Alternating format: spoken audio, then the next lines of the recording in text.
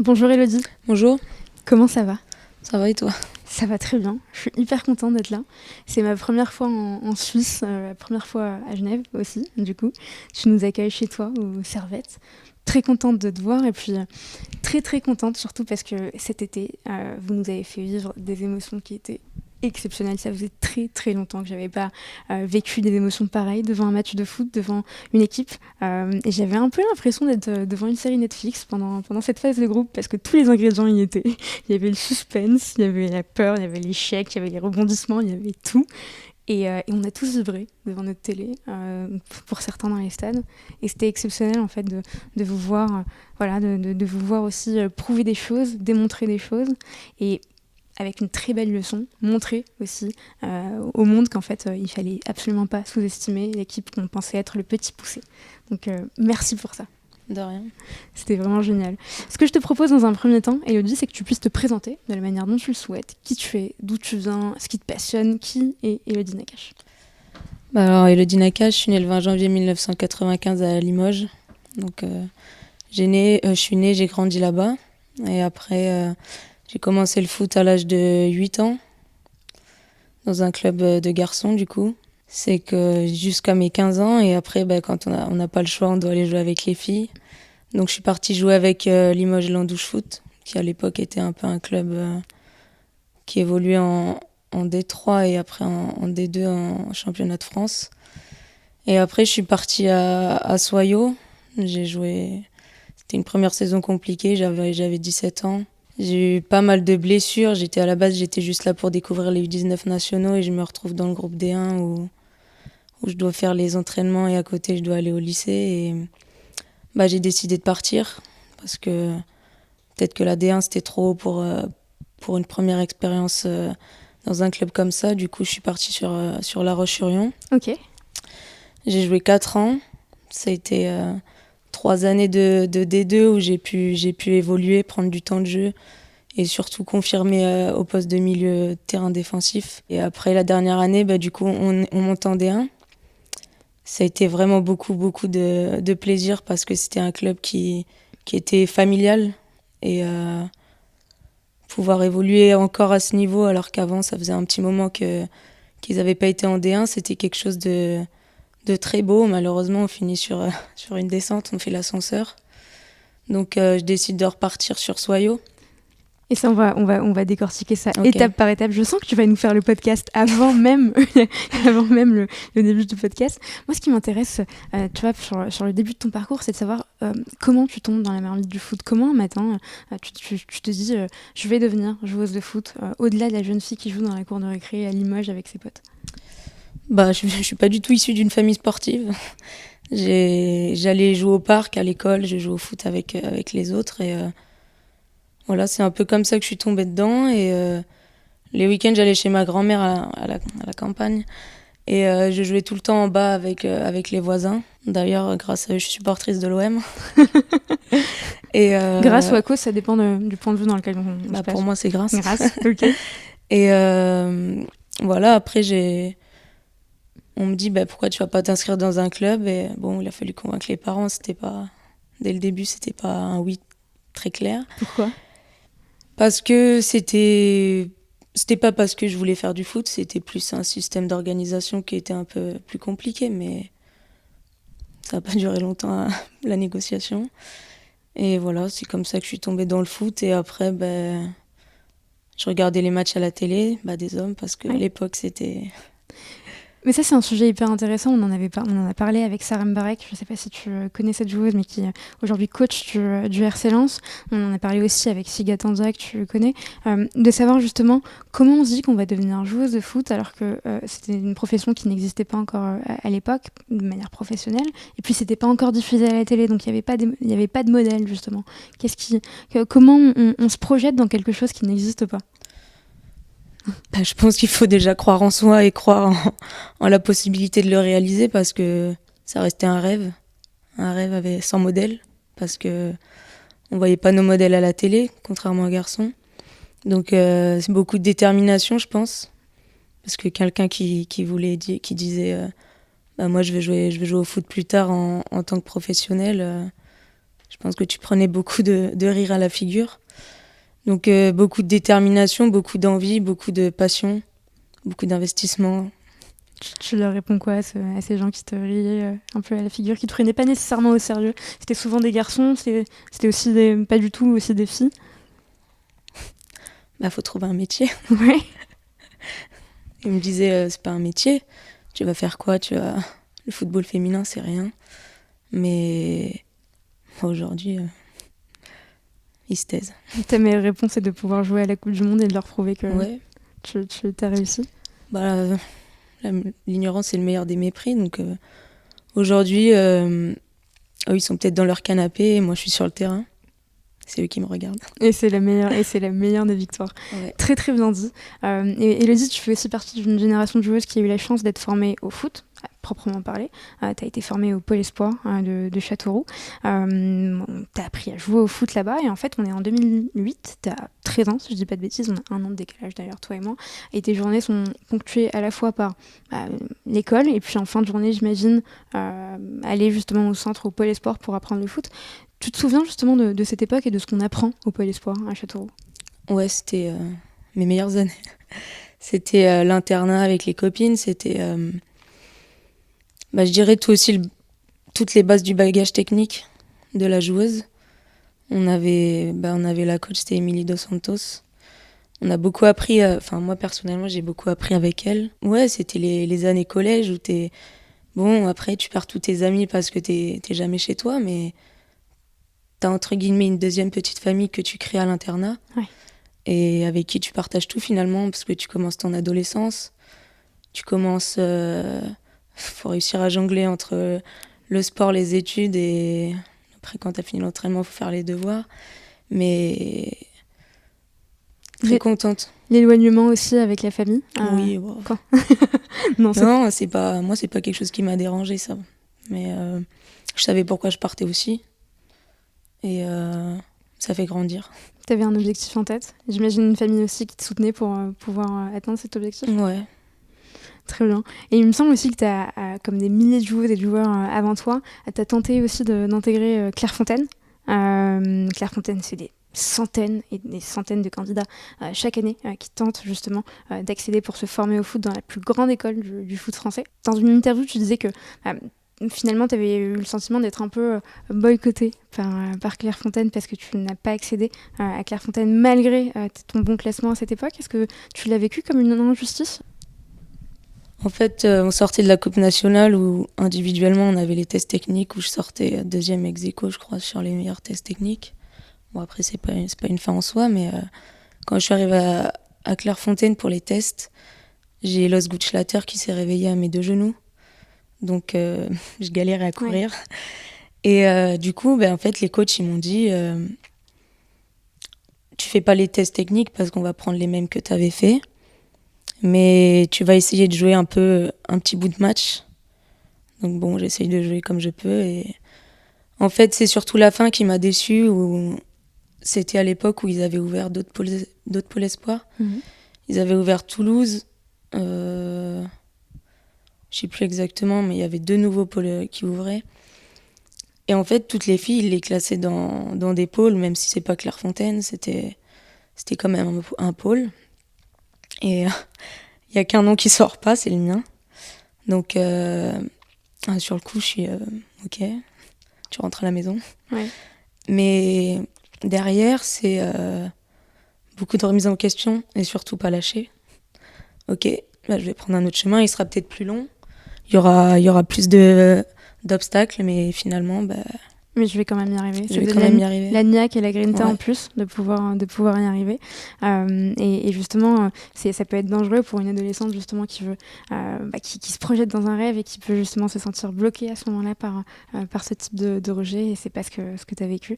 Et ce qui m'intéresse aussi, c'est de savoir comment, en tant que joueuse, on évolue sur son poste. Tu vois, tu as appris à jouer au foot dans la rue, avec tes amis aussi, au pôle Espoir de Châteauroux. Comment on décide si on est plutôt défenseur, attaquant, milieu de terrain, gardien de but? Toi, comment ton poste de prédilection a été choisi pour toi? Moi, j'ai commencé numéro 10 et petit à petit, je descends d'un cran. Je pense que je vais bientôt finir défenseur central. Mais en vrai, ça me dérange pas. Je pense que j'ai même joué des week-ends dans les buts. Enfin, c'était... Mais le poste de numéro 6, finalement, il me correspond mieux parce que je préfère récupérer les ballons et après me projeter et être agressive surtout. Et pour les personnes qui connaissent absolument pas le foot et qui nous écoutent, on a des personnes qui nous écoutent et qui justement sont pas du tout des footeux. C'est quoi justement les spécificités, les qualités d'un bon milieu de terrain en milieu défensif comme toi? Vision du jeu, lecture du jeu, savoir intercepter les ballons, essayer d'anticiper ce que va faire l'adversaire et après surtout ressortir le ballon proprement parce que si on récupère le ballon mais que derrière on le rend tout de suite à l'adversaire, c'est compliqué. Ouais. Ok, très clair. Une fois que tu as intégré le pôle sport de Châteauroux, tu disais que tu avais rencontré Émilie Dos Santos et puis aussi Séverine Thibault, si je ne dis pas de bêtises. Tu gardes un très bon souvenir de ces deux personnes-là. Et on a tous des personnes dans notre parcours qui nous marquent pour une raison en particulier, qui nous apprennent des choses et avec qui on garde contact comme des mentors. Qu'est-ce qu'elles t'ont appris, ces deux femmes? Beaucoup de choses. C'est quand tu pars de chez toi à 13 ans, c'était un peu Séverine, c'était un peu notre grande sœur, c'était celle qui s'occupait de nous faire nos devoirs et des fois on n'était pas très gentils avec elle. Mais on a grandi, c'était un peu nos modèles entre guillemets parce que c'était les seules personnes qu'on voyait. Donc tu te fais une image de comment tu peux être plus tard et non, je les remercie beaucoup pour ces 2 années. Si tu devais retenir une leçon qu'elles t'ont apprise? Qu'elles m'ont puni aussi. Donc. Pourquoi elles t'ont puni? Ça nous intéresse aussi, tu sais, d'avoir un peu ce genre d'anecdote.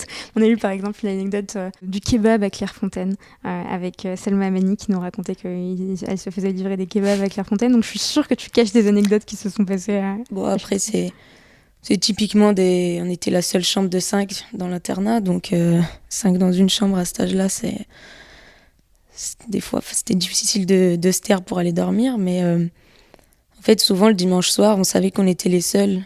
Les footeuses, on était les seuls dans l'internat. Donc, nous, on était au rez-de-chaussée. Du coup, au-dessus, normalement, il n'y avait personne. Mais on entendait des gens courir. Ouais. Donc, on se mettait à hurler. On pensait qu'il y avait des esprits. Enfin, à cet âge-là, c'est... Et du coup, la surveillante, à chaque fois, elle venait nous dire 2 fois, 3 fois. Au bout d'un moment, tu sais que le lendemain, quand tu vas arriver à l'entraînement, ça va te tomber dessus. Et...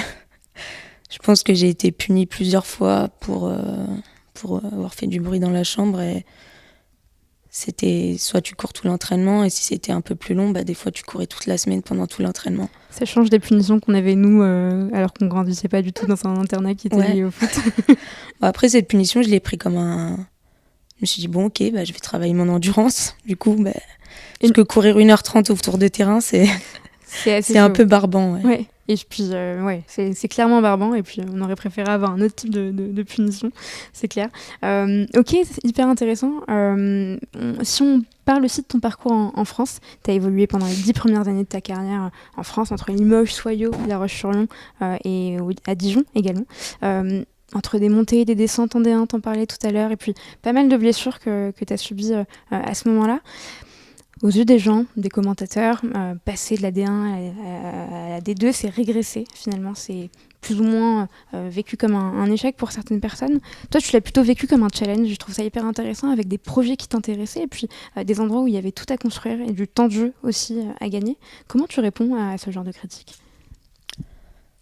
Quand tu joues le bas de classement de D1, finalement, et si tu joues le haut de classement de D2, il n'y a pas beaucoup d'écart. Hein. C'est juste que mentalement, c'est totalement différent parce que quand tu joues le bas de classement en D1, tu sais que tu dois accrocher essayer d'accrocher un maximum de points, mais tu as toujours cette épée au-dessus de la tête qui te dit si t'as pas assez de points, tu descends. Et dans l'autre sens, si tu joues la montée en D1, tu dois tout gagner. Ouais. Et une montée que tu as aussi contribué aussi à monter avec le DFCO en D1, puisque tu faisais partie de l'équipe en 2018 qui a fait monter le club. C'est quoi la mécanique d'une équipe en D2 qui se donne les moyens d'être première en D1? C'est compliqué parce que tu as des équipes qui jouent le maintien en D2. Donc des fois, tu t'arrives sur des terrains, déjà, c'est un peu compliqué. Et qui jouent tous dans la surface. Et c'est là le piège, c'est que tu te dis, bon, c'est les derniers du championnat, mais c'est là que tu vas avoir le plus de mal finalement à produire ton jeu. Et derrière, quand tu passes ces matchs-là, tu te dis que ça sent bon, parce que faut le maximum de points, surtout si ça te colle derrière, c'est compliqué après pour accéder, surtout s'il y a que la première équipe qui monte. Et en termes de préparation mentale, de ce qui se dit dans le vestiaire, comment est-ce que il y a des mécaniques qui se jouent justement dans un vestiaire de D2 à ce moment-là? Pour monter en D1 ? Ouais. Après, si tout le monde adhère au projet, on sait pourquoi on est là, hein, Ouais. c'est comme tout. Si t'es pas là pour gagner tous tes matchs, je sais pas pourquoi tu rentres sur un terrain de foot. Oui. C'est de l'ambition, c'est de la détermination, c'est de l'envie. Et d'ailleurs, juste après la montée, à la saison suivante, l'effectif a été renforcé avec des joueuses comme Kenza Deli, comme Elise Bussaklia. Qu'est-ce qu'on apprend en tant que milieu de terrain, comme toi, quand on côtoie ce type de joueuse? J'imagine que c'était aussi une opportunité d'apprendre de ces joueuses. Oui, c'était une opportunité d'apprendre. Après, c'est vrai qu'on avait une bonne équipe. On arrivait à jouer au ballon, surtout au milieu de terrain, c'était agréable. Et cette saison-là, on a fait une bonne saison. On était maintenu quand même assez rapidement par rapport aux autres saisons derrière. Et après, le problème, c'est que ces joueuses, elles sont pas restées très longtemps. Ouais. Donc après, il faut te réadapter, il faut toujours trouver des solutions ou essayer de faire grandir les jeunes aussi qui essayent d'accéder à la D1. Et est-ce qu'il y avait des choses, justement, je me permets, tu vois, je répète, mais des choses à apprendre de ces joueuses, tu vois, à la fois peut-être techniquement ou même mentalement en tant que sportive? Est-ce que que ce soit ces deux joueuses-là citées ou d'autres, est-ce que tu t'es nourrie d'autres joueuses que tu as vues à l'entraînement? Je te donne des noms, je te dis ce que j'ai appris. Ouais, de ce que t'as appris, ouais. De la rigueur, Ouais. Beaucoup de rigueur. De l'investissement aussi, parce que jouer au foot, c'est pas arriver une minute avant le début de l'entraînement. C'est aussi un travail de préparation à l'entraînement qu'il faut mettre en place. Et à l'époque, c'est vrai qu'au DFCO, on mettait pas ça en place dès le début. Après, on a évolué aussi, peut-être par ces joueuses-là, où on a mis en place une arrivée à l'entraînement au moins 40 minutes avant, le temps de te préparer. Ok, hyper intéressant. Donc, de la rigueur et puis une structure aussi en plus qui a été apportée dans la manière dont vous travaillez. Et c'est hyper aussi intéressant de voir comment une joueuse peut impacter tout un effectif à ce niveau-là. Je veux aussi qu'on parle de ce qui s'est passé pendant la CAN 2022 et ton parcours au sein de la sélection nationale. Parce que, Élodie, tu fais partie de ces joueuses comme Salma Amani qu'on a reçue sur le podcast. Les premières joueuses qui sont issues de la diaspora marocaine à avoir intégré le groupe, à avoir été sélectionnées en équipe marocaine. Qu'est-ce que ça représente pour toi de jouer pour le Maroc? C'est une question qu'on te pose tout le temps. Je sais qu'elle est bateau, mais je veux que tu en parles aussi par rapport à ta double nationalité, par rapport au fait que tu as justement un père qui est français, une mère marocaine. Qu'est-ce que C'est l'inverse. Pardon, je vais y arriver. Un père qui est marocain et une mère qui est française. Qu'est-ce que ça implique pour toi? C'est beaucoup de fierté parce que c'est aussi montrer au monde que la femme marocaine, elle est pas... Parce qu'il y a beaucoup de clichés, hein. On en voit encore et elle n'est pas cantonnée dans la cuisine, quoi. C'est... Mais des clichés qui viennent d'une réalité. Ah oui, une réalité. Vous pouvez aller voir les posts Instagram. Hein. Ouais. Retourne dans ta cuisine. Récemment, je suis tombée sur une vidéo, d'ailleurs, je me suis mise... je sais pas si je vais la regarder ou pas, parce que je sens que ça va m'agacer. Mais une vidéo qui dure environ 18 minutes, d'un gars qui explique pourquoi le football féminin au Maroc est un danger. Je te l'enverrai. Si tu veux. Ils ont peur de plus manger. C'est un danger. Le football féminin au Maroc est un danger. Donc c'est le titre de la vidéo. C'est scandaleux. Mais donc, comment on est accueilli d'ailleurs quand on arrive dans cette équipe? Parce que la majorité des joueuses étaient des joueuses qui, encore aujourd'hui d'ailleurs, qui jouent dans le championnat marocain, de superbes joueuses. Vous arrivez donc de championnats étrangers, français, anglais pour Ryan, et aussi d'autres types de championnats. Comment on est accueilli au sein du groupe? Moi, quand j'y suis allée, Salma, elle avait arrêté. Du coup, j'étais un peu la seule à être présente. Et c'est vrai que j'ai été bien accueillie. Même si je parlais pas arabe, t'es quand même accueillie comme t'es accueillie dans n'importe quelle ville au Maroc. Et c'est pas le bagne? Non, c'est pas le bagne. Tu te souviens de ce moment? Ouais, je m'en souviens. Est-ce que c'était pas la conférence de presse la plus... ton plus grand moment de solitude en conférence de presse? Si. Oui, je sais pas. Déjà, on a eu une première question avant le premier match qui était... Déjà, c'est une première Coupe du Monde. On se permet de poser des questions comme ça. Heureusement que c'est pas moi qui étais à la conférence de presse. Mais oui, un grand moment de solitude quand t'entends une question pareille. Et puis avec un petit problème avec la traduction, t'entendais pas tout. C'était assez perturbant. Pas sur cette question-là. Mais Ouais. sur cette question-là, je crois mais c'était un Français. Ouais. Il parlait très bien français. Mais oui, à la veille d'une éventuelle qualification pour un 8e de finale. C'était pas la question la plus pertinente. Non, pas du tout. Et c'est clairement pas le bagne d'ailleurs quand on voit les infrastructures qui ont été mises en place et les investissements qui ont été mis en place. C'est 6 millions d'euros, si je dis pas de bêtises, qui ont été investis dans le foot féminin par la fédération marocaine.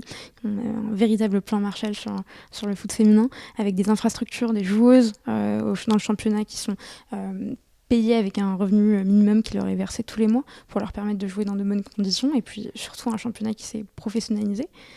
C'est énormément d'efforts qui sont faits pour vous. Qu'est-ce que ça change au quotidien pour vous en tant que joueuse et tes coéquipières d'évoluer dans de telles conditions? Est-ce que tu as vu l'avant et l'après? Ouais. Quand je suis arrivée, je sais pas si vous avez vu les photos du centre, mais ça avait rien à voir. Ouais. On était dans des chambres un peu vieilles, quoi. Il y a l'air qui passait à travers les fenêtres, les portes. Mais le changement, oui, il a été... du jour au lendemain, on te sort un centre comme ça qui... Avec des infrastructures incroyables, dans lesquelles vous pouvez effectivement vous entraîner dans les meilleures conditions.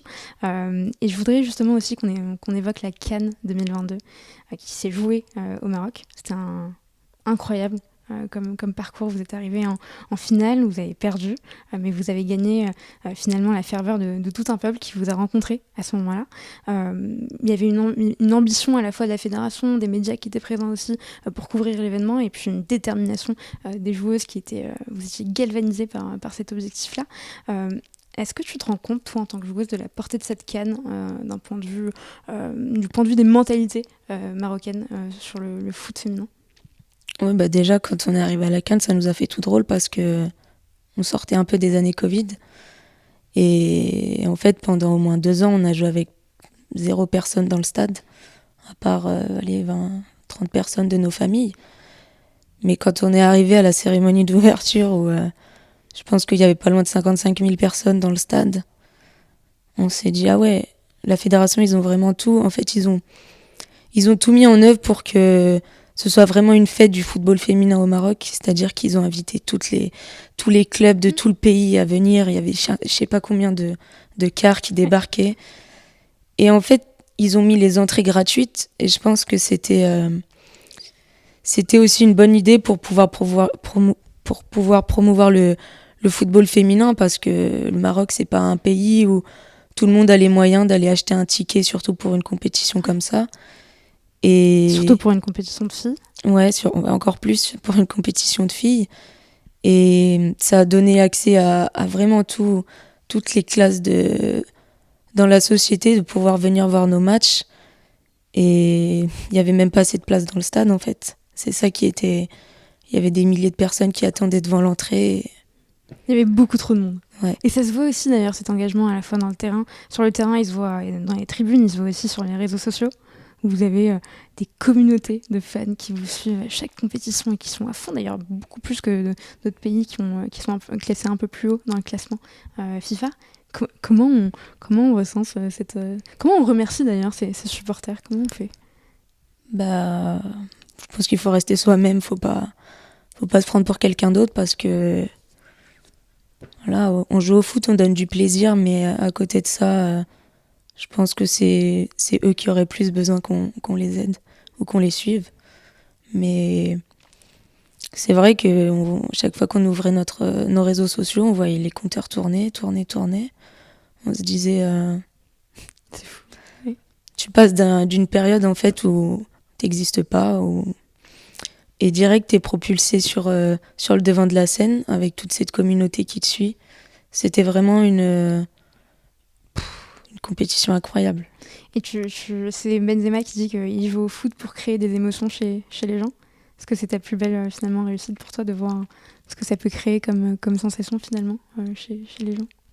Oui, c'est quand tu vois autant de personnes qui te suivent et qui vit le moment présent comme toi tu le vis, ou sur le terrain tu sais pas si tu vas gagner, mais que derrière, quand il y a une frappe qui passe à côté du poteau, t'entends le stade. Ouais. En fait, tu sens que t'as l'impression que t'es en osmose avec eux et qu'ils vivent le truc comme s'ils étaient sur le terrain. Et parce que justement, c'est aussi les 12e femmes finalement, parce qu'ils sont là, ils vivent le match comme vous, d'une certaine manière. Et ça s'est vu pendant cette Coupe du Monde incroyable que vous nous avez offerte cet été. Première Coupe du Monde pour le Maroc, première Coupe du Monde pour les joueuses, première Coupe du Monde pour un pays arabe, et puis qualification historique en 8e de finale. Jouer une Coupe du Monde, c'est le rêve de toutes les joueuses de foot. C'est ton rêve à toi aussi, j'imagine. Et vous avez transformé cet essai en marquant justement les esprits. Je vais dire on parce que j'ai cette double nationalité qui fait que je suis pas journaliste, donc je me permets de dire on. On faisait vraiment partie des outsiders de cette compétition dans un groupe H qui était composé à la fois de l'Allemagne, de la Colombie et de la Corée du Sud. L'Allemagne qui est une équipe phare qui domine et qui a longtemps aussi dominé pendant de larges années sur le foot féminin. Comment tu t'es préparée physiquement, mentalement à cette compétition? C'est la première fois que tu l'as jouée. Déjà, quand j'ai regardé le tirage des poules, j'ai dit bon, c'est compliqué, mais c'est pas impossible parce que ça reste du football. Mais de toute façon, on savait qu'il fallait qu'on travaille sur nous-mêmes et qu'on n'était pas l'équipe attendue. On n'avait pas cette pression, entre guillemets, de on doit absolument sortir des poules ou on doit absolument aller en quart de finale ou en 8e. On était vraiment là pour donner le maximum déjà, se battre, tout donner pour représenter le Maroc, les pays arabes, l'Afrique. C'était... Voilà, on y allait sans avoir peur. Après, on savait que contre l'Allemagne, ça allait être compliqué parce que c'était aussi les favorites. Et bon, on prend une claque, une grosse claque. Et on va en parler. C'est vrai que Selma Amani nous disait, en fait, les garçons l'ont fait, ils sont arrivés en demi-finale, pourquoi pas nous? J'ai trouvé son message hyper fort de dire, mais en fait, pourquoi pas nous? Ok, on va jouer l'Allemagne, ok, on va jouer la Colombie, ok, on va jouer la Corée du Sud, mais nous aussi, on est capable d'y arriver. On va enlever justement de notre état d'esprit qu'on est les potentiels outsiders, et on va se mettre cet objectif en tête. Et tu parlais de l'Allemagne, de ce premier match face à l'Allemagne, une des équipes les plus fortes. On disait, les Allemandes, elles ont dominé le foot féminin pendant des années, et il y a des défaites qui sont plus dures, à la fois en termes, que ce soit en termes de jeu ou en termes d'image, ou en termes d'état d'esprit. Sur ce match, il y a un doublé de Pop, il y a un but refusé pour Anissa Lamari, il y a un contre son camp pour Hanan Etelhaj, il y a un autre contre son camp pour Yasmine Mramet, et 2 autres buts qui sont signés Boule Schuler. Résultat final 6-0. Quand on entend le coup de sifflet final, on sait que ça va faire les gros titres de la presse. On sait que ce sera commenté et repris partout. Comment on se sent à la fin d'un match pareil? C'est le premier match. Après, finalement, avec du recul, on se dit heureusement que c'était l'Allemagne qu'on a joué au premier match. Parce que on savait qu'on n'allait pas prendre 2 points contre l'Allemagne. Après, on savait aussi que ça allait être très compliqué. Bon, on en prend 6, faut peut-être mieux prendre 6-0 d'un coup que perdre 6 fois 1-0. Et derrière, on se dit, ouais, bon, on va en prendre plein la gueule. De toute façon, c'est... Dès le début du match, vous sentez que vous perdez le contrôle? Comment est-ce que vous avez l'impression d'être dans un brouillard pendant tout le match? Tactiquement, on n'a pas été à 100%... On peut pas dire qu'on a été vraiment bien. Après, ça tournait d'un côté à l'autre. Au bout d'un moment, oui, ça nous pendait au nez, mais j'ai envie de dire peut-être que 6, on aurait pu en prendre moins, mais ouais. Franchement... Ouais, mais ce qui était aussi intéressant avec ce match, c'est que vous avez prouvé à des millions de personnes qu'on pouvait perdre 6-0, et puis ensuite tomber plus bas que terre, mais quand même revenir et ressortir en gagnant les 2 matchs qui ont suivi, et puis être qualifié en sortant dans l'équipe qui vous a fait perdre 6-0. Et ça, c'est une leçon qui est quand même exceptionnelle pour tous les supporters qui vous ont regardé pendant cette Coupe du Monde. Qu'est-ce qui s'est dit aussi dans le vestiaire, tu vois, quand vous êtes rentrés à ce moment-là dans le vestiaire, qu'est-ce que vous a dit Renel Pedros, les filles, Chebek, les cadres de l'équipe, toi-même d'ailleurs, parce que tu es vice-capitaine de l'équipe. Comment vous avez réagi? Tout le monde a la tête dans les chaussettes, entre guillemets. Après, c'était que le premier match. Fallait pas qu'on baisse la tête parce que sinon on allait s'effondrer sur 3 matchs et on n'était pas venu là pour ça. Donc la soirée était très longue. On est rentré, on a mangé. Le lendemain, il fallait repartir au travail. C'est comme ça. Voilà, on en a pris 6, mais en fait, on a été très, très agréablement surprise parce que derrière, tous les supporters marocains, ils ont continué de nous soutenir et de nous encourager. Et ça nous a donné aussi de la force et on s'est dit oui, on n'est pas venu là pour, comme on l'avait dit, on n'est pas juste venu là pour faire figuration. Donc il nous reste 2 matchs, on n'a pas le choix, il faut 2 victoires. Et après, on verra ce qui se passe de l'autre côté et c'est comme ça qu'on s'est relevé. Et on peut effectivement perdre un 6-0 et ensuite rebondir et y arriver. Et on parle souvent d'ailleurs du fameux match contre la Colombie, cette image de toute l'équipe en train de célébrer. Mais moi, il y a un match qui m'a vraiment marqué plus que les autres, c'est celui contre la Corée du Sud. Pas parce que je me suis levée à 6h du mat pour regarder le match, je faisais partie des fous et des folles qui se réveillaient à ce moment-là. Mais parce que je me souviendrai toute ma vie de cette célébration de Ibtissam Jaïdi après le premier match. J'ai revu les images encore hier soir et j'ai encore les mêmes frissons de ce match-là où en fait à ce moment-là il y a Selma Amani qui regarde tout le groupe derrière et vous allez toutes courir autour de système. C'était un but historique, une tête voilà, dont on se souviendra encore pendant de nombreuses années. Comment on fait une première victoire en Coupe du Monde? On chante beaucoup, on crie beaucoup, on est très contente. Mais c'était que le deuxième match encore, fallait pas non plus craquer et fallait rester encore concentré, mais ça nous a montré que on était capable de le faire contre une équipe quand même qui est, je sais plus exactement combien sont classés au classement FIFA, mais ça restait quand même un gros pour nous parce que 70e mondial contre la Corée du Sud, c'était voilà, donc Vous avez été solide défensivement et même offensivement, où il manquait un peu de finition sur certaines actions, mais le score aurait pu être beaucoup plus large que 15-0. Oui, après l'Allemagne, on a pu analyser les vidéos et on a repris nos standards tactiques et défensivement, c'est vrai que contre la Corée, on a plutôt bien fait les choses. On savait comment elles jouaient, qu'est-ce qui allait les embêter. Et surtout, on a remis beaucoup d'agressivité, ce qui nous a un peu manqué aussi contre l'Allemagne. Et on savait que si on reprenait nos valeurs et qu'on était surtout tout ensemble et toutes motivées pour aller se battre, pour accrocher cette victoire et continuer à exister dans ce groupe, on n'avait pas le choix. C'est qui la première personne que tu appelles pour fêter cette victoire? Moi, je suis pas très téléphone, donc quand je suis dans les vestiaires, mon téléphone il est en mode avion et franchement, je pense que j'ai pas envie avant d'être rentrée à l'hôtel et de fêter ça avec tes coéquipiers. Ouais. Ok, très clair. Il y a eu ce match aussi finalement contre la Colombie. C'était un match exceptionnel et surtout ce qui a été revu, ça a été cette image avec Renel Pedros et tout le groupe à la fin du match. C'est une image qu'on retiendra tous et toutes. Il restait encore quelques minutes avant la fin du match contre l'Allemagne et la Corée du Sud. Je pense que tous les supporters marocains étaient supporters de la Corée à ce moment-là. Je regardais le match, on était tous à fond derrière. Est-ce que tu peux nous raconter aussi ce moment où vous êtes, avec tes propres mots d'ailleurs, parce que c'est pas très intéressant si c'est moi qui le raconte, mais ce moment où vous êtes réunis tous ensemble et vous regardez ce téléphone avec les dernières images, qu'est-ce qui se joue à ce moment-là? Il se joue beaucoup de choses, surtout qu'à côté le temps additionnel faisait qu'augmenter. Enfin, on se demande s'ils voulaient pas que l'Allemagne se qualifie parce que, enfin bref.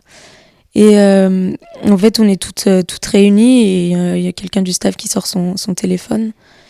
Et là, c'est des secondes très longues d'attente. On voit même pas le téléphone tellement on est serré, mais on attend et jusqu'à ce que ce soit un peu la libération.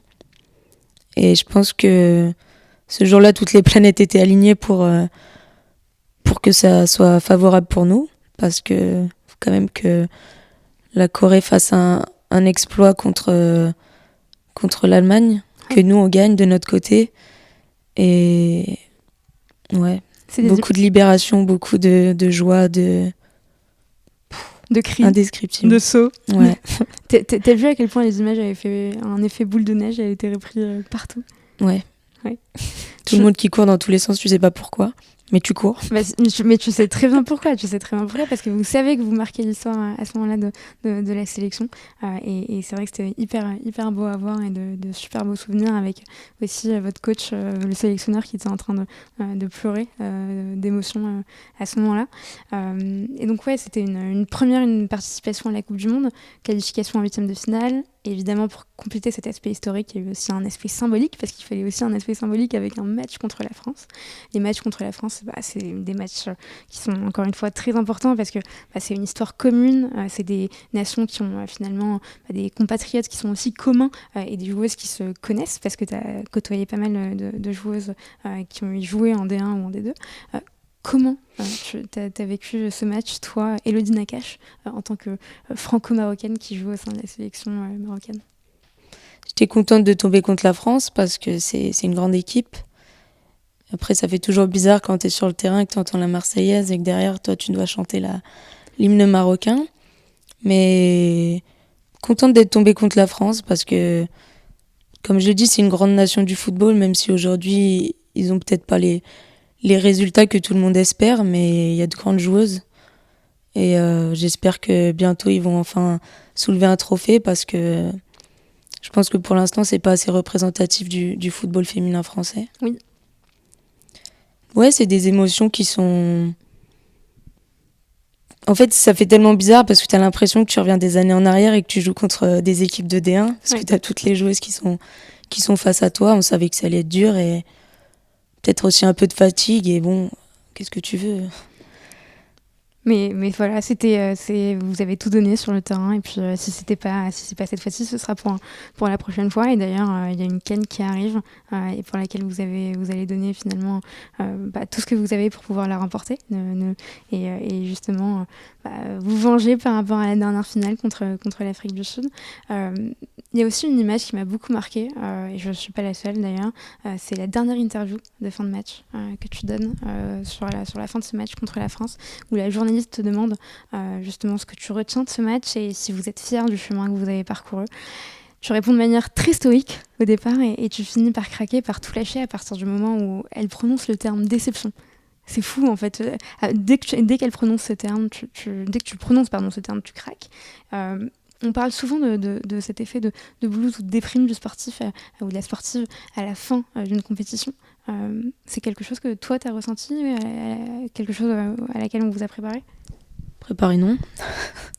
Mais après, la déception, enfin, avec du recul, il y a pas de déception parce que t'es arrivé là où personne t'attendait.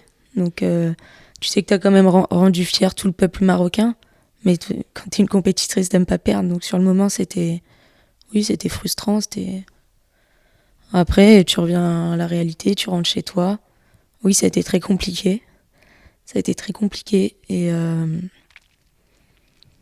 voilà, maintenant, on repart. En fait, il n'y a pas trop de temps où t'as le temps de te dire, bon, j'ai tant de temps pour souffler, parce que finalement, tu reprends le championnat, nous qui recommençait je crois que c'était le 27 août. Ouais. Donc, tu rentres, t'as eu, 10 jours de vacances, tu repars, faut recommencer, faut retourner à la compétition, et derrière, je crois que même pas un mois après, tu dois retourner en équipe nationale pour préparer la prochaine échéance, qui est la qualification des JO. Donc, il y a eu une petite transition qui a été, oui, très compliquée, surtout physiquement. C'était l'aspect physique qui était... je sais pas, je pense que pendant la Coupe du Monde, j'ai perdu au moins 2 kilos. Oui. C'était... je sais pas pourquoi, mais... en fait, tu quittes des installations qui sont top niveau et tu retrouves, entre guillemets, les choses qui sont peut-être pas assez développées aujourd'hui dans le foot féminin, que là, tu passes de bons terrains en herbe, tu retrouves des synthétiques qui sont... Voilà. Qui sont pas aux normes de ce que vous devriez avoir. Mais mentalement, tu te dis, putain, faut te remettre dedans parce que ça va pas changer, les conditions, elles sont comme ça et... Ouais, faut se remettre dedans, c'est compliqué. Faut trouver aussi la motivation de Justement de réévoluer dans ça. Et bon, là, ça va mieux. Ouais. Ça va mieux, on a eu des bons résultats. Puis malgré tout, les filles de l'équipe, elles sont top, humainement surtout. Donc, très important. Et elles sont toujours là pour t'aider. Donc, Et tu as pu retrouver aussi Imen Saoud qui n'a pas pu jouer ouais. à la Coupe du Monde. Comment finalement vous l'avez aidé aussi dans ce parcours-là de se retrouver finalement supportrice de l'équipe et pas sur le terrain? Est-ce que en tant qu'équipe vous l'avez soutenue, vous l'avez je sais pas, vous l'avez encouragée, vous l'avez portée justement avec vous pendant ces matchs? On n'a pas trop échangé après qu'elle ait quitté l'équipe nationale avant la compétition. C'est vrai que ça a été une grosse déception pour elle et je comprends. Mais après, j'ai essayé de lui dire de rester entre guillemets motivée parce que bon, elle a pas le même âge que moi, elle est plus jeune et elle aura l'occasion de faire encore de belles choses avec l'équipe nationale et surtout continuer de travailler en club. Et ça a commencé dès la préparation estivale, elle devait se remettre dedans et c'est vrai que bon, le staff et les joueuses aussi l'ont aidée. Mais tu gardes toujours dans un coin de ta tête cette petite déception et c'est dur de passer au-dessus, je pense. Après, maintenant, je pense que ça va mieux. Et elle a retrouvé l'équipe nationale et j'espère qu'elle va y rester et faire de grandes choses. Qu'elle va revenir avec l'ANIAC de pouvoir participer aux compétitions. Donc cette Coupe du Monde, c'est aussi la réussite d'une fédération, mais aussi la réussite d'un sélectionneur qui vous a accompagné pendant 2 ans à la tête de la sélection nationale, c'est Reynald Penros, qui met fin à sa mission et qui ne sera plus sélectionneur de l'équipe du Maroc. Quel souvenir tu garderas de ces 2 ans avec Reynald Penros? Déjà, Reynald et tout son staff, ils nous ont apporté beaucoup de choses qu'on n'avait pas. C'est-à-dire que on savait qu'on avait des qualités dans l'équipe, mais il nous manquait toujours ce petit truc en fait pour se qualifier à une compétition, que ce soit la CAN ou même les JO, parce qu'on avait fait un tour de qualification. Mais en fait, il nous manquait aussi cet aspect surtout tactique, qu'on a beaucoup travaillé avec Reynald et aussi on avait de la confiance. On savait que il nous mettait en confiance parce qu'il savait on était capable de faire de grandes choses. Et on a tout adhéré au projet dès qu'ils sont arrivés. On avait tout envie de travailler. Et voilà, aujourd'hui, on a réalisé de grandes choses. Avant qu'ils arrivent, c'était compliqué pour nous de s'imaginer passer en 8e de finale de Coupe du Monde ou même se qualifier pour la compétition. Donc voilà, ils ont fait un bon travail, on peut que les remercier. Et voilà, maintenant, on va essayer d'avancer et encore taper plus haut avec un nouveau staff. Avec lequel tu as déjà échangé ou pas encore? On a eu une réunion en visio, du coup, avec les joueuses qui jouent à l'étranger. Et voilà, on a échangé un peu et on attend de se rencontrer la semaine prochaine. De faire plus amplement connaissance pour pouvoir en savoir plus, très clair. Si on fait un petit retour en arrière, tu es arrivé au Servette en 2021, tu quittes la France, tu quittes Dijon et t'intègres le groupe des Grenattes. Vous avez été promu en 2018 finalement et ça fait 5 ans que vous êtes à la tête du championnat suisse. En quelques chiffres, le FC Servette et en quelques compétitions surtout dans votre palmarès, c'est une Coupe de Suisse qui a été remportée l'année dernière, 2 Women's Super League à votre palmarès et puis aussi 2 ans ou 3 ans que vous jouez la Ligue des Champions. Qu'est-ce qui t'a convaincu, toi, Élodie, en tant que joueuse, de rejoindre cette équipe et ce projet? Déjà, je voulais partir, je voulais voir autre chose. J'en avais marre de jouer le maintien en D1. Et je voulais aussi un jour jouer la Ligue des Champions. Et surtout partir à l'étranger. Bon, l'étranger, c'est... J'habite en France, je suis à la frontière, c'est pas très loin, mais en fait, Servette, il réunissait un peu tout ce que je voulais. C'est-à-dire que il jouait le titre. Et je voulais inverser cette... Comme je le disais tout à l'heure, quand tu joues le bas de championnat de D1, t'as toujours cette pression, entre guillemets, qui est... Enfin, j'aime pas cette pression de dire tu dois accrocher le moindre point, sinon tu descends. Je préfère avoir dans ma tête que tu dois perdre aucun match, tu dois tout gagner, et derrière, c'est comme ça que tu gagneras un titre. C'est une pression positive et pas une pression négative, finalement, ouais. qui est pas un bourbier, un sentiment de se sentir un peu en danger. Ouais, je préfère celle-là en tout cas. Mais après, justement, elle gagne le championnat la saison avant que j'arrive. Mhm. Du coup, ça nous qualifie pour les phases de qualification de la Ligue des Champions, qui passe justement, c'est la première année où ça passe avec les poules. Mhm. Bon, l'objectif du club, c'était de se qualifier pour les 3 années qui venaient. Et en fait, on se qualifie dès la première année pour les phases de poules, où je pense qu'on n'avait peut-être pas l'effectif assez étoffé pour aller atteindre ce type de compétition. Mais bon, on est très heureuse de pouvoir participer pour la première fois à la Ligue des Champions, même si c'était des résultats compliqués, c'était une très grande expérience. Une belle expérience et puis aussi la preuve que finalement le groupe mûrit et grandit d'année en année. C'est quoi les recettes du succès de votre club? Parce que voilà, une promotion en 2018, vous êtes tout le temps en tête du classement depuis 5 ans. C'est quoi les coulisses de cette ascension vers le haut du classement? On est en tête, mais bon, malheureusement, vu qu'il y a les playoffs, on s'est fait un peu... Ouais, c'est vrai que la saison dernière, on gagne tous les matchs, enfin pas tous les matchs, pardon, on est invaincu sur la saison et au final, tu perds toute ta saison sur une finale de play-off où tu as juste un match simple. C'est frustrant. C'est très frustrant parce que finalement, tu perds le championnat, tu perds une qualification pour la Ligue des Champions parce que cette année, c'est la première fois où il y a que le champion de Suisse qui est qualifié par rapport au point UEFA. Donc, en fait, tu te dis, ok, vaut mieux pas jouer de la saison et juste jouer tes play-offs et tout donner sur 5 matchs finalement. T'as rien à perdre. Que là, tu donnes tout sur toute la saison, mais finalement... C'est aussi ça, le charme des playoffs, c'est de créer du suspense et finalement d'avoir 2 objectifs pendant l'année, de se dire il faut à la fois être premier du classement et puis à la fois les remporter. Ça apporte un peu plus de peps au championnat, pour les supporters aussi, j'imagine, en termes d'attente sur un championnat. Ouais, après, ce que je trouve dommage, c'est que les playoffs, ils se jouent, même tu finis 8e, tu peux gagner le championnat. Ouais. Peut-être réduire ou, je sais pas, évoluer sur un système différent. Mais ouais, j'espère qu'ils vont réfléchir. D'autant plus qu'ils vont accueillir l'Euro 2025. Oui. Donc, peut-être aussi développer le football féminin en Suisse. Ça viendra forcément avec aussi des victoires de la Suisse et un parcours, j'imagine, de la Suisse qui, j'espère, pour la Suisse, sera au niveau des plus grandes nations. Parce qu'en fait, on l'a vu, dès qu'une nation remporte ou arrive à des niveaux énormes sur une compétition, ça crée aussi de l'engouement auprès des différents supporters et puis auprès des fédérations qui s'impliquent aussi dans le développement du foot féminin. Donc j'espère que ça arrivera aussi pour votre championnat. Tu fais partie des cadres de l'équipe, Elodie. On le voit à la fois dans les images, on le voit aussi dans la nomination qui est faite parce que tu fais partie de l'équipe des capitaines au sein du club.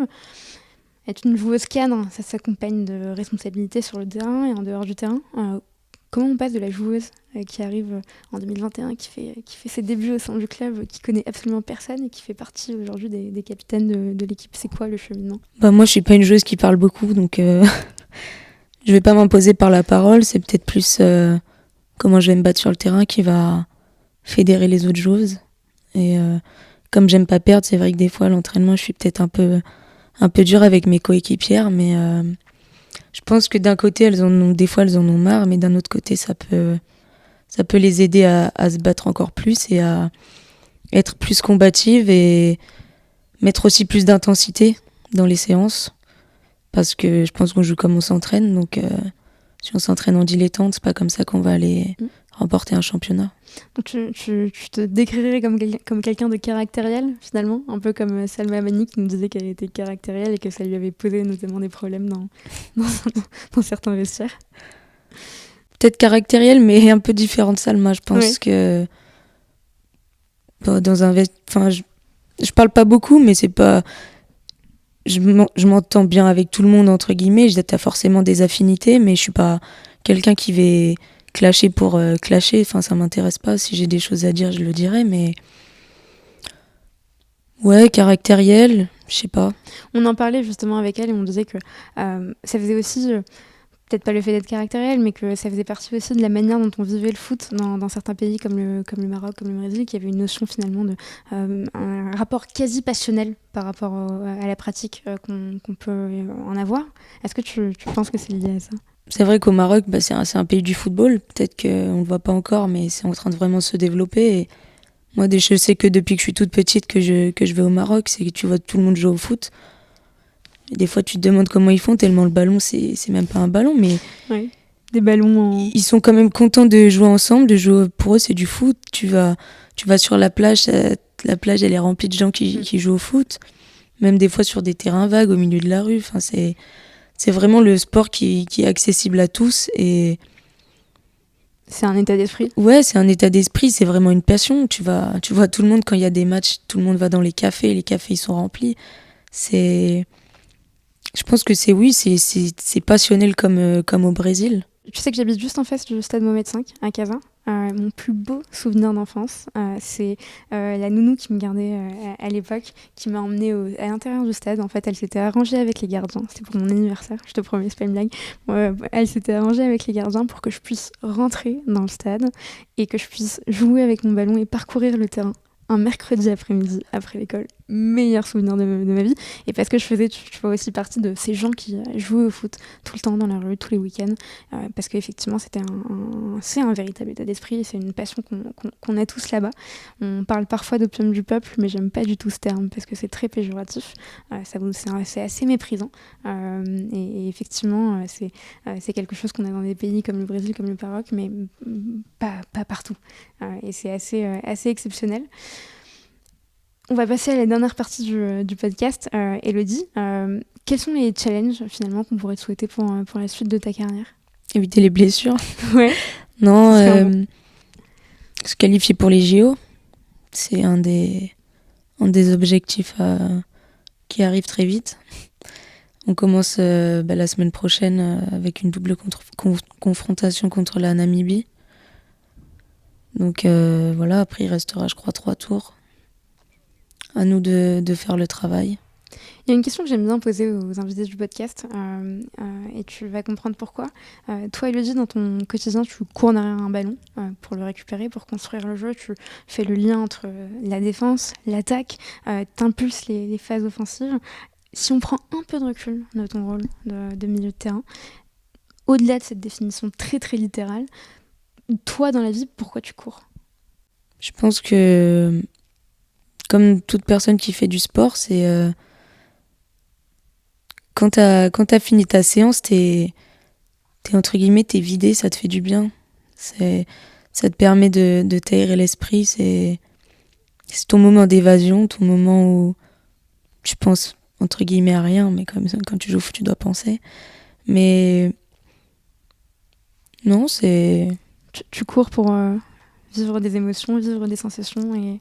Oui, si tu fais du foot, tu as envie des émotions. Tu peux passer du rire aux larmes en 2 secondes, mais c'est ça aussi qui est intéressant, je pense. Hyper intéressant. Et si tu avais l'occasion de revenir en arrière et de parler à la jeune Elodie Nakache qui jouait au foot dans la cour de récré avec ses potes et qui tapait dans les ballons et qui n'a pas été sélectionnée à Clairefontaine, tu lui dirais quoi à cette Elodie Nakache? T'as bien fait de te battre. T'as bien fait de te battre, effectivement, t'as bien fait de te battre et c'est beau aussi de voir que tu fais partie de ces 23 joueuses qui ont marqué l'histoire de notre sélection et que avec cette détermination, t'es arrivée finalement à ce type de compétition. Bravo à toi. On va passer à la dernière séquence du podcast où je vais te poser 6 questions et je vais te proposer de répondre du tac au tac avec 6 réponses. C'est la séquence tir au but. Première question, et oui, on est hyper créatif en termes de nom de séquence. Ton plus beau souvenir sur le terrain? Qualification pour les 8e de finale de Coupe du Monde. Bonne réponse. Deuxième question, si tu avais le pouvoir de changer les choses pour le foot féminin, par quoi commencerais-tu? Je pense qu'au-delà d'un aspect financier, c'est surtout peut-être un manque de volonté de certaines organisations ou certains clubs. Très clair pour moi. Troisième question, si tu devais citer ton plus grand apprentissage, une leçon de vie que tu aurais apprise grâce au foot? Il y en a beaucoup.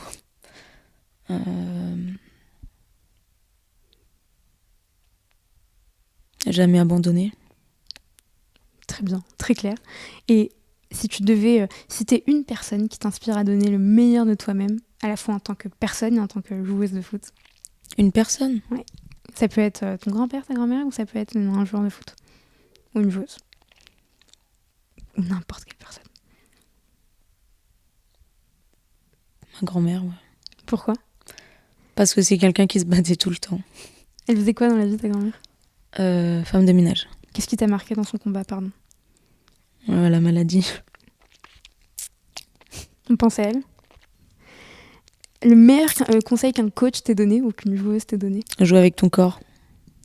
Oui, et pas qu'avec le ballon. Et d'ailleurs, ça se voit, il y a une super vidéo que tu as faite, où je sais pas si c'est quelqu'un d'autre qui l'a faite, où tu montes tes skills et on voit à quel point tu joues avec ton corps. C'est une vidéo que tu as publiée sur YouTube. Je sais pas si tu te souviens. Non? Elodie Nakache, Non. skills? Bon, bah très bien. C'est vieux, je crois, non? Je pense que c'est assez vieux, mais ça date de la D1. Mais on voit bien effectivement à quel point tu t'appliques ce type de principe. Dernière question. À ton tour, si tu devais donner un conseil aux nouvelles générations de joueuses qui souhaitent progresser dans leur carrière pour atteindre le niveau professionnel, qu'est-ce que tu leur donnerais comme conseil? Croire en leurs rêves, croire en elles. Et rien n'est impossible. Croire en soi. Ouais. Et c'est ce que vous avez fait avec toute l'équipe, et ce que tu continues à inspirer à toutes ces joueuses. Un grand merci pour ton temps. La dernière fois qu'on a reçu Salma, on lui souhaitait beaucoup de courage pour la Coupe du Monde, et vous êtes arrivée à ce niveau-là. Alors je dis pas que c'est grâce à nous, je dis juste que nous aussi on te souhaite beaucoup de courage pour la CAN, et j'espère que vous allez les remporter cette année, et que ça va très bien se passer pour vous. Bravo. Merci. Merci Elodie.